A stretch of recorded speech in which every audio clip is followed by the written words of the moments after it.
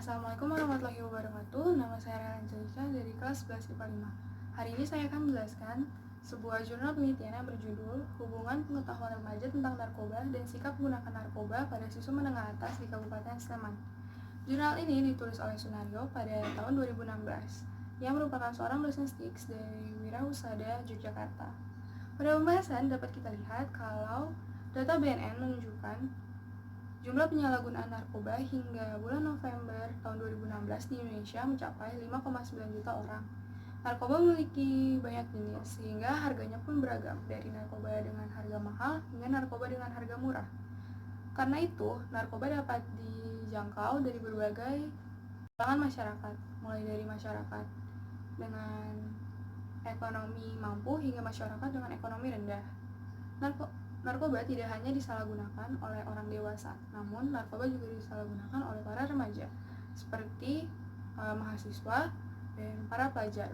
Contohnya pelajar SMA, SMU, SMK, SMP, bahkan pelajar yang masih duduk di sekolah dasar.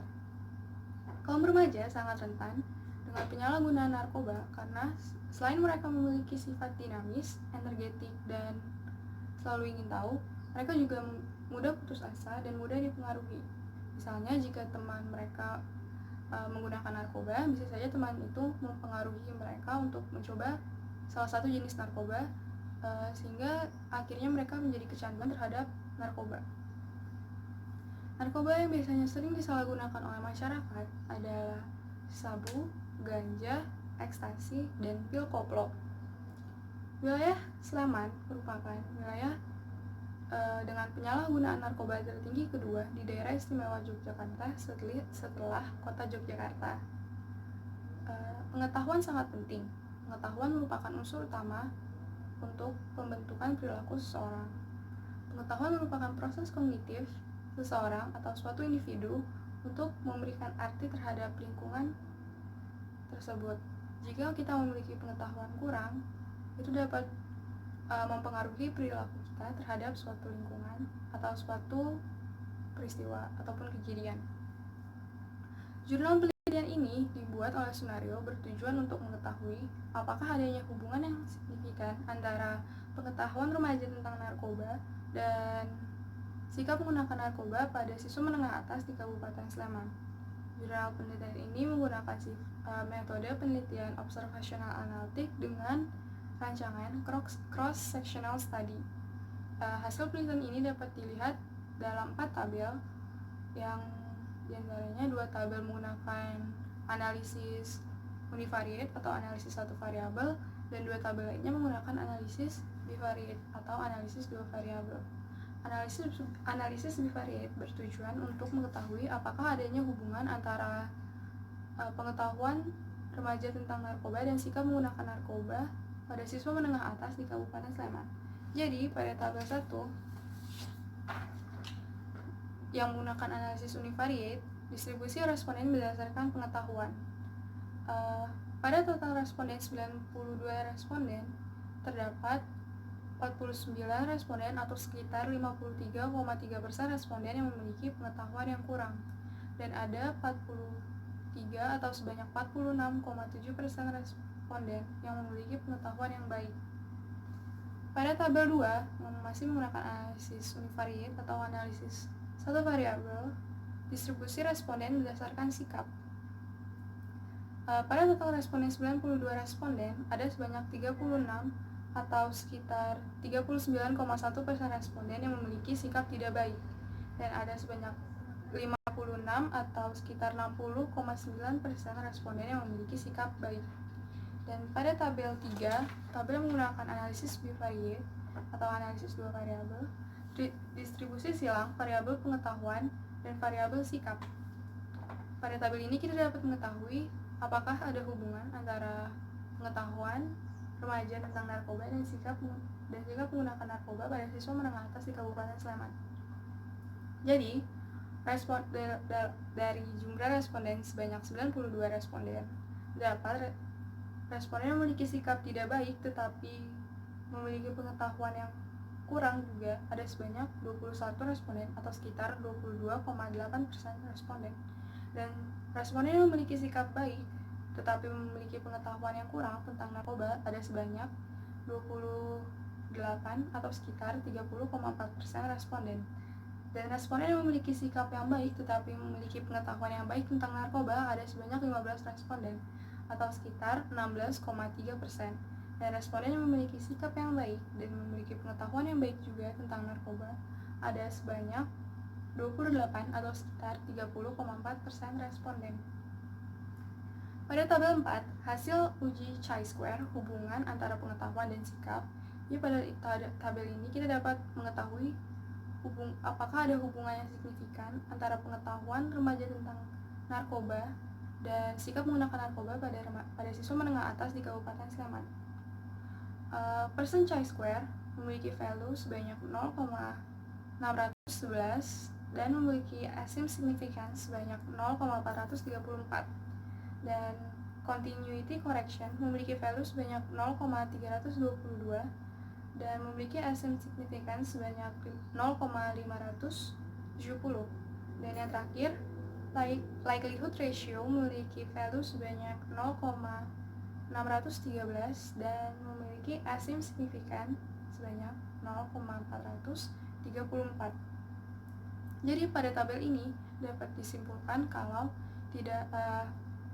pada tabel chi-square ini memiliki hubungan yang signifikan sebesar 0,434 lebih besar dari alfa sebanyak 5% atau lebih besar sebanyak 0,05%.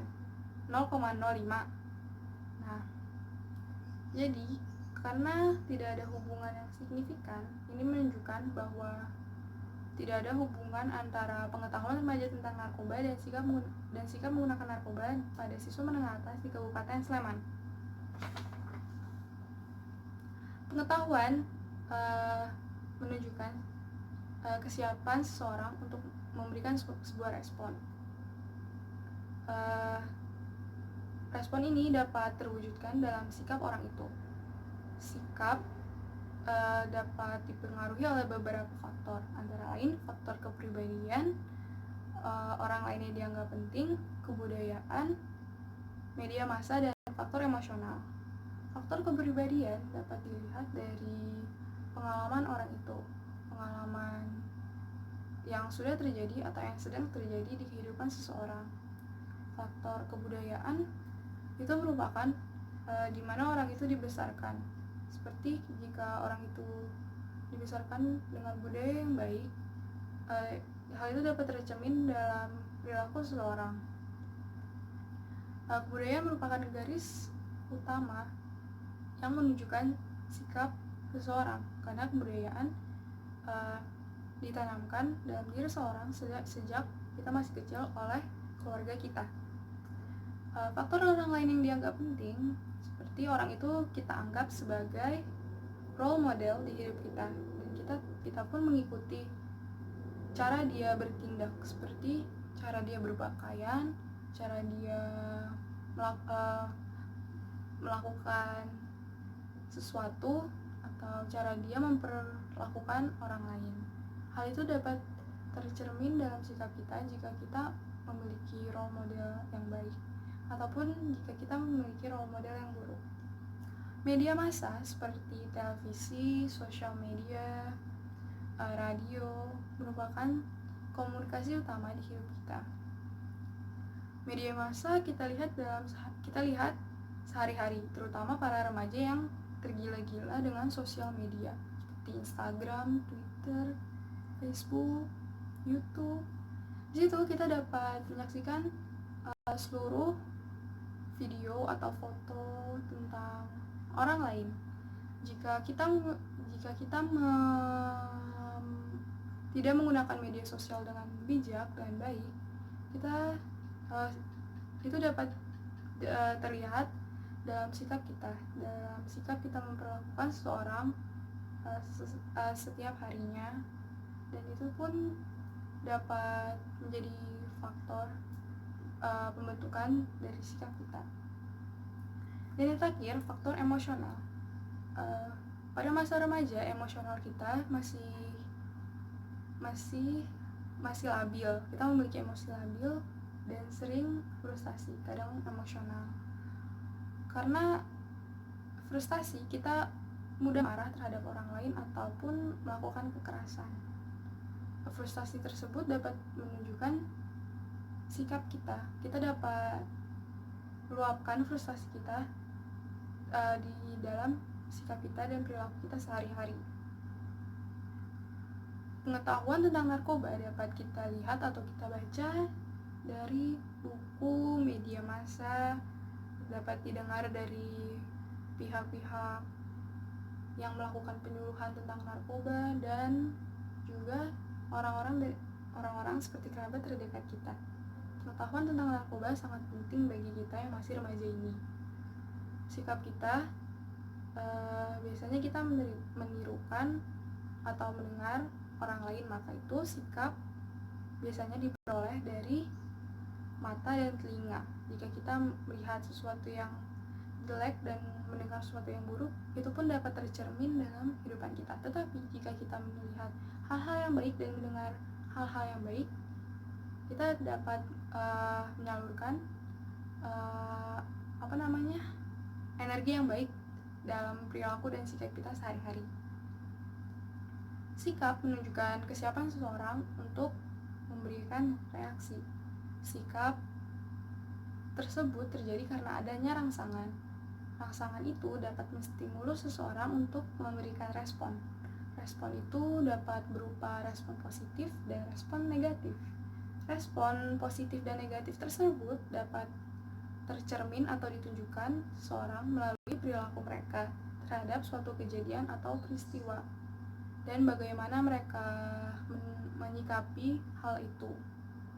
Berdasarkan tabel yang ada, yang sudah ditulis berdasarkan tabel penelitian ini, dapat disimpulkan kalau tidak ada hubungan yang signifikan antara pengetahuan remaja tentang narkoba dan sikap menggunakan narkoba pada siswa menengah atas di Kabupaten Sleman. Tabel ini dapat dilihat lebih jelas pada tabel 4, yaitu hasil uji Chi-Square, hubungan antara pengetahuan dan sikap remaja. Jadi disarankan bagi pihak-pihak terkait untuk melakukan penyuluhan terhadap sekolah-sekolah atau anak-anak remaja tentang narkoba ini, sehingga mereka memiliki pengetahuan yang lebih baik lagi dan tidak terjerumus dalam penyalahgunaan narkoba. Dan itu saja dari saya. Jika ada kesalahan kata, mohon maaf. Waalaikumsalam warahmatullahi wabarakatuh.